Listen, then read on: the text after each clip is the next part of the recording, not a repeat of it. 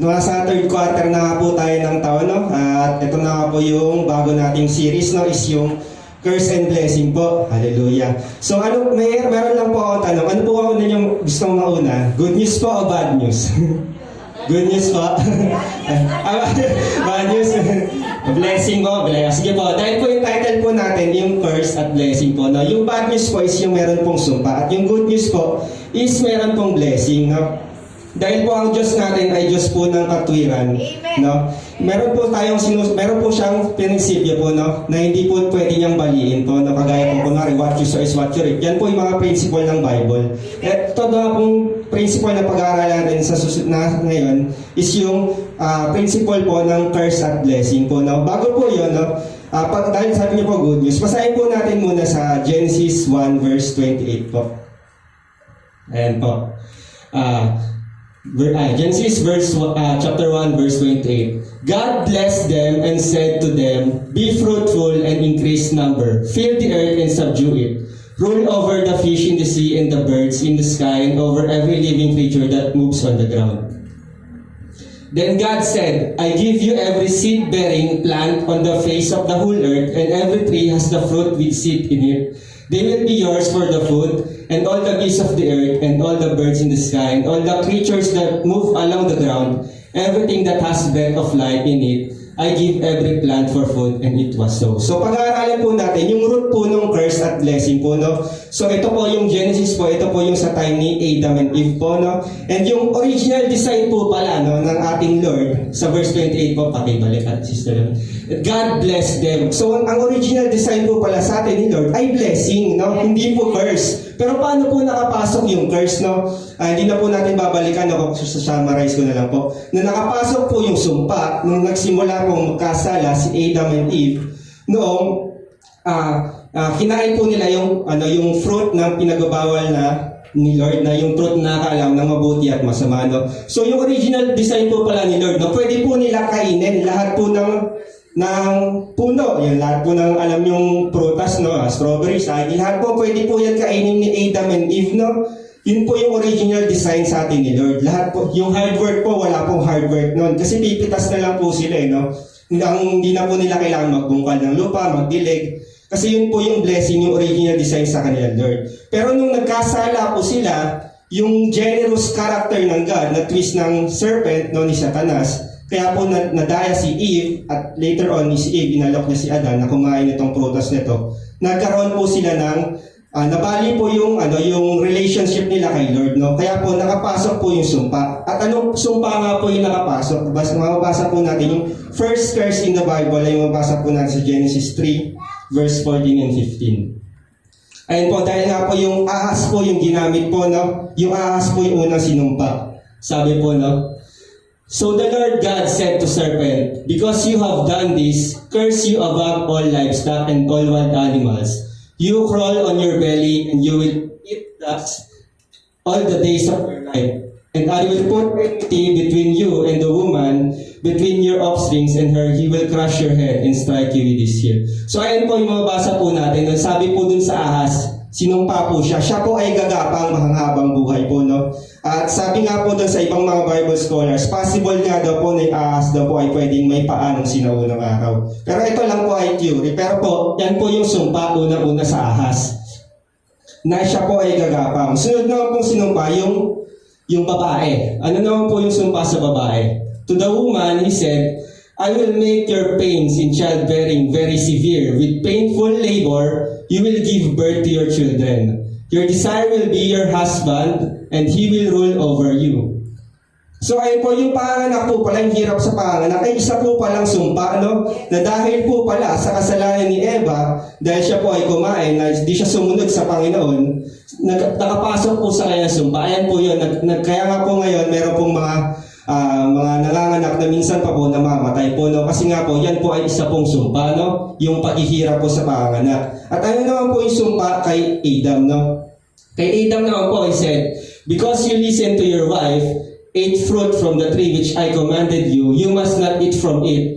Cursed is the ground, because you, through painful toil, you will eat food from it. all the days of your life. So yung hard work po pala, yung pagbubungkal ng lupa, no? Kasi nga po noon, hindi naman po, pwede po nila putasin lahat ng prutas na gusto nila. Nagkaroon po ng hard work, no? Hindi na po basta-basta tutubo yung mga puno, kailangan mo bungkalin yung lupa, kailangan mo diligan, kailangan mo alagaan. In short po, meron pong hard work. At yung hard work po pala ay sumpa po pala, nakasama na namanan natin kila Adam and Eve po, no?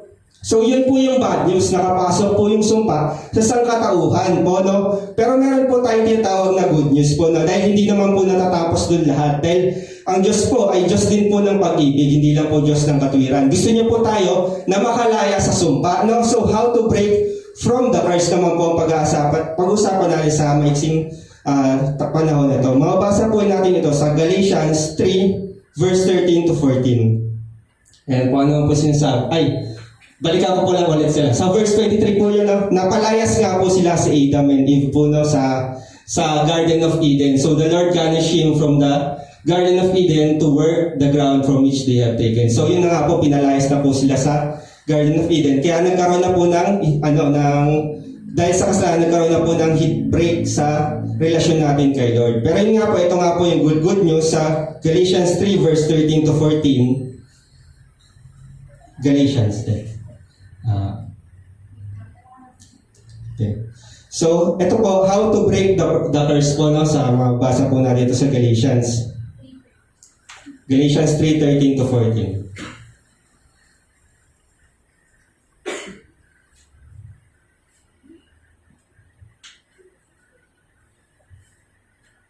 Ayan.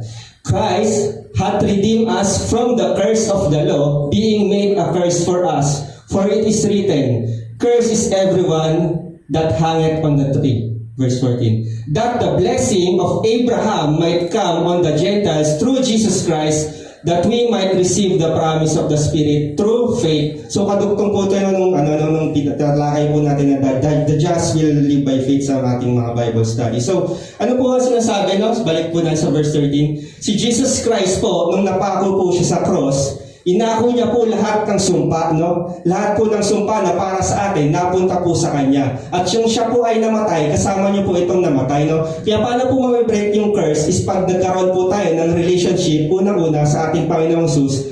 At ito po yung magiging daan para sa verse 14, na matanggap po natin yung blessing na sinasabi dito, no? Dahil po ang Diyos nga po ay Diyos ng katwiran, hindi po pwede na hindi po tayo na tayo nga po ay design para sa blessing, at hindi po pwede na tayo ay may relationship kay Lord at patuloy po tayo na umuhay sa pagkakasala, kasi kung ganun po nananatili po tayo under ng sumpa, no? So the only way to break the curse is may relationship tayo kay Jesus Christ and tumalikod po tayo sa ating mga kasalanan. At marami pong curses sa Bible po. Meron pong curse sa mga nagre-rebelde sa magulang, meron pong curse sa mga sumasamba sa Diyos-Diyosan, meron pong mga curse sa sexual immorality. At hindi nga po tayo makakalaya dito kahit tayo ay Christian kung hindi po natin ito pinagsisisihan at natalikuran, no? Hindi po pwede nag-church po tayo, pero nananatili po tayo under ng curse po, no? At mababasa po natin ito sa sa 2 Chronicles 7 verse 14 po pala. If my people who are called by my name will humble themselves and pray and seek my face and turn from their wicked ways, then I will hear from heaven and forgive their sin and heal their land. So hindi po natin makukuha, ito po ay para sa Israel, pero pwede rin po ito as applicable po para sa individual, as a Christian po, no? Hindi po natin matatanggap yung healing po, no? Kung hindi po tayo magpapakumbaba at tatalikod po, mababasa naman po natin, humble themselves and pray, seek my face and turn from their wicked ways po, no? So kung tayo po ay na nagsisimba pa rin po, pero nararanasan po rin natin yung mga sabihin natin, yung curse pa rin po sa family, it's time to break na curse po, no, para sa atin, para hindi na po mamana ng 3rd to 4th generation po. At yan po yung yung how to break the curse po, no, is pagsisiyan po natin yung mga kasalanan natin, huwag na po tayo bumalik, at pinaka-importante po, may relasyon tayo kay Jesus Christ, no? At last verse na po, no? Sa Deuteronomy 11 verse 26 to 28. Ayan, Deuteronomy 11 verse 26 to 28. See, I am setting before you today a blessing and a curse. The blessing if you obey the commands of the Lord your God that I am giving you today, and the curse if you disobey the commands of the Lord your God and turn from the way that I command you today by following other gods which you have known. So napakalinaw naman po, no? Kung gusto po natin ng blessing, ano po sinasabi? Obey the commands. Kung gusto po ng blessing, no? Kailangan po natin ng obedience. Sabihin po natin sa katabi natin, obedience po. Dahil alam naman po natin, lahat po gusto ng blessing, no? Ayaw po natin ng curse. So madaling salita po, no? Para sa conclusion po, ang blessing po ay para po sa mga taong sumusunod. Sa obedience. Amen po? At ang curse ay para lang po sa mga taong hindi sumusuway. So nasaan po ba tayo doon? Kung sumusunod po tayo, edi blessing po tayo. Pero kung hindi po tayo sumusunod, alam na po natin kung anong para sa atin. Masakit man po yung katotohanan, pero ito po yung katotohanan. At ang katotohanan po ang magpapalaya sa atin. At para makalaya po tayo sa curse, kailangan po natin matutong sumunod. Yun lamang po, salamat po sa Diyos. Purihin po.